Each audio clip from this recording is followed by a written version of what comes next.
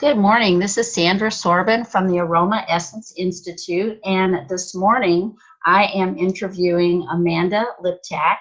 We're going to talk about healthy meal tips for the holidays. Amanda is a registered dietitian, nutritionist, and online coach with a concentration in integrative and holistic nutrition. She is the owner of nutrientrichlife.org, an online resource for nutrition, fitness, and lifestyle. Amanda is devoted to teaching whole food nutrition that is based on each client's needs rather than advocating for a one-size-fits-all approach. She believes that by helping her clients to realize that a positive relationship with food is possible, they will see that a restrictive diet isn't necessary. In 2015, Amanda began to realize the role that essential oils play in managing lifestyle, especially addressing the mind-body connection over diet and mindful eating habits. She counsels clients on how to safely and effectively use aromatherapy to complement their nutrition therapy. Amanda has a Bachelor of Science in Dietetics and Nutrition from the University of Akron, holds an advanced certification in adult weight management, and is a certified aromatherapist. She loves a good cup of joe, cookies, and pumpkin.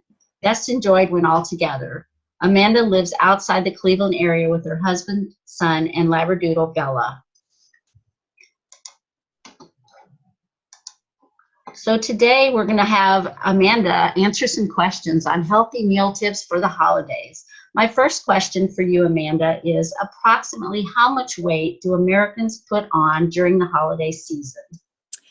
Yes, this is an interesting question, Sandra. And by the way, thank you for having me on today. It's a pleasure to be here. You are welcome. It's a pleasure to have you on. Thanks. As we look at different studies over the years, I've seen everything ranging from 3 to 5 pounds to 5 to 7 pounds. And truly, it depends on exactly who is doing the study. But the latest research says it's about a 1 to 2 pound weight gain. What's important to note about this is that 1 to 2 pounds can stick around year after year. So in other words, this year it might be 1 to 2 pounds. The very next year you can, put on an additional 2 pounds, so on and so forth. And the good news is that there are some great strategies to help us practice mindful eating habits during the holidays so we don't consistently do that with our weight. Excellent. So how do I find a way to resist all those holiday goodies? Interesting question, and you might be surprised by my answer, but in reality, you don't. And that may sound funny, but think of this scenario. It's like if I tell my son that he can't do something. He can't have something for Christmas, for example. All he's going to want to do is want it, think about it, and surely it's going to be at the top of his list of must-haves for the season. So food is much the same way in our brains. If we deprive ourselves of something, we are going to look for everything that we can to fill that void. So how many times have you tried to eat a cookie only to consume an entire bag of chips? I don't know about you, but I've done that in the past. Oh, yes. This is all because of the cravings have more to do with the psychology and a lot less to do with biology than we may think. So remember that deprivation eating does not work. And it is because of this gut-brain connection that we have, why it doesn't work. So we really can't deprive ourselves of the things that we want to consume for the holidays. It's going to just set off a really negative chain reaction. What we have to think about is how we can consume those things in moderation and strategies that we can implement where we can stay satisfied but not fall off the wagon completely. Absolutely true. So Amanda, what can we do? So there's a couple strategies that we can actually do. And it's funny because I counsel my clients and I let them know, hey, a holiday is a holiday, right? It's one day. It's not a whole month or a whole year. And that's really true for every single holiday except for Christmas, because if you think about it, we're just shy of a week. In less than a week, it'll be Thanksgiving holiday. And at Thanksgiving, it really kind of kicks off the holiday season, right? So it really is almost like a month long that we're celebrating. So it's a whole season long and it's not a holiday. So this is the one time of the year where that kind of philosophy doesn't apply. But I let them know that, you can survive the Christmas holiday season if we remember and keep in mind a couple of these tips. And the first one is make sure that you're keeping things into perspective. Okay? Keep your plan into perspective. Consistency makes a difference. It's what we do consistently, day in and day out, that is going to keep us on track. For instance, things like eating a solid breakfast. We know that those that eat breakfast are less likely to overeat later in the day. That's a proven fact. Don't skip meals. We don't want to be ravishing hungry by the time that we go to that party, right? Right. Don't lose track of your schedule. So in other words, if we want to make sure that all foods fit, we have to think, okay, if we're going to go to a party on Saturday and we want to enjoy a little bit dessert, we want to make sure that we stay on track at every other meal or snack that day, because it's what we do in a day that counts, right? And then lastly, I say, foods should never elicit guilt, but also that doesn't give us a reason to go overboard. So think about this. It's much harder to play catch up. Remember when you get that bad grade in school? It took us a heck of a lot more effort to bring up that grade after that, right? Yes, Food is much the same way. Yes, it is. Keep your mind sharp and keep it in the game. And remember, again, that it's what you do day in and day out that creates positive eating habits. So those are some tips for keeping it into perspective. The second thing that you can actually do is, and if you can, this not is always possible, but when it's possible, I like to implement this rule myself. Eating something small at home before you go out to a party or an event is key. And you want to make sure that you include a lean protein and a high fiber item. Why would we want to do that?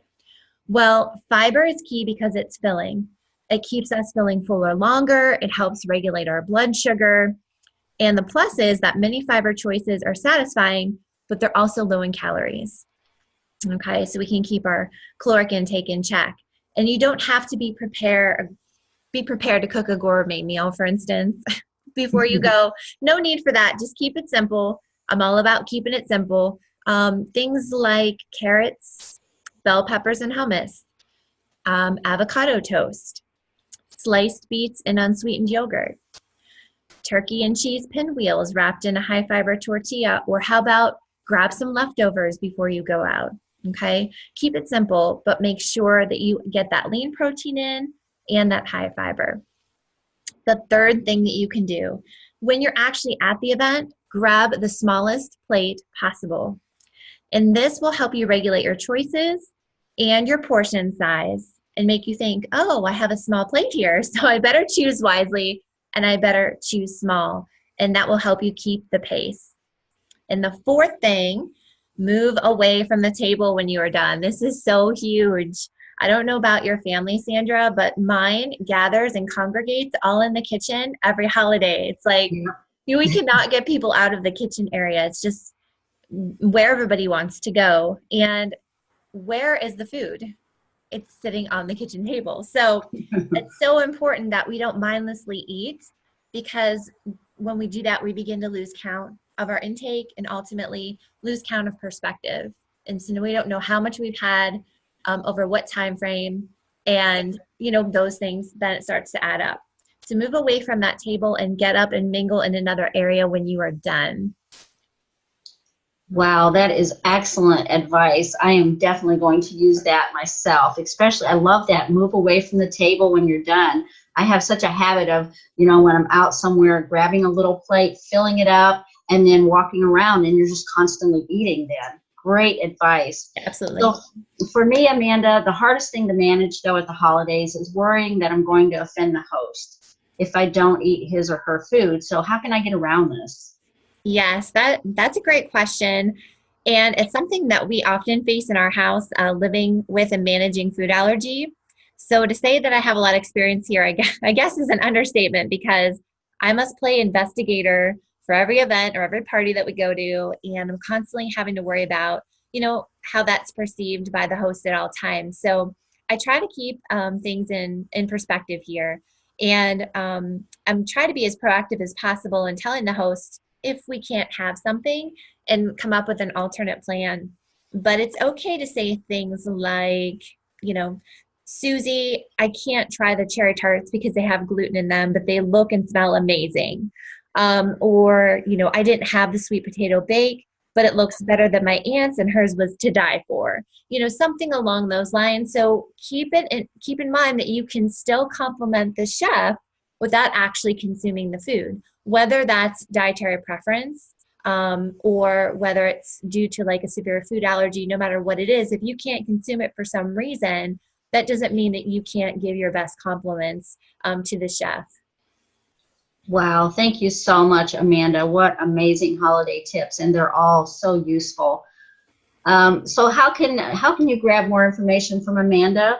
Here's how you can do it. You can follow her on Facebook and Instagram. You can go to her website and request a free 15-minute consultation, or you can give her a call.